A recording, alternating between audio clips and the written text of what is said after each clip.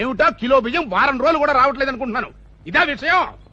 ఇంకెప్పుడైనా బట్టల కింద బయట కనపడిందో నీకు 4 రోజులు ఫుడ్ కట్టు అన్నట్టు కూరేం చేశావు?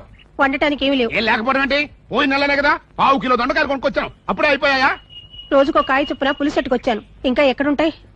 సర్లే, బయటికి వెళ్ళి నేను కూర పట్టుకొస్తాను. ఈ లోపల నువ్వు అన్నం వండు. ఇదిగో గంజి పారబోస్తామేమో దాచిపెట్టు. కాస్త ఉప్పేసుకుంటే భోజనానికి ముందు సూపులా తాగొచ్చు. బెండకాయలు, దొండకాయలు, బంగాళదుంపలు, గోరు చిక్కుడుకాయలు. ఇదిగో బాబు ఆగాగు. రండి బాబు రండి, మంచి బోని బేరం. వంకాయలు ఎలా? కేజీ 4 రూపాయలండి. ఇచ్చే మాట చెప్పయ్యా, 5 కిలోలు తీసుకుంటాను. 3.30 చేసుకోండి. పుచ్చులు ఎక్కువగా ఉన్నాయే. బంగాళదుంపల రేట్ ఎంతో? కిలో 6 రూపాయలండి. అలా కాదు గానీ ఇంకో మాట చెప్పు. ఎన్ని కేజీలు కావాలండి మనకి? రేటు నచ్చితే 5 కిలోలు తీసుకుంటా. 5.5 చేసుకోండి అలాగైతే.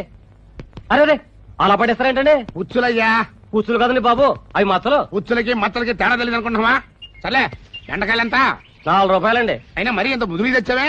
అవి ముదురు పెట్టండి బాబు, లేత లౌజులైతేను. లౌజులో కౌజులో మాకు తెలియదు అనుకుంటున్నావా? మిరపకాయలు ఎలా చేసావు?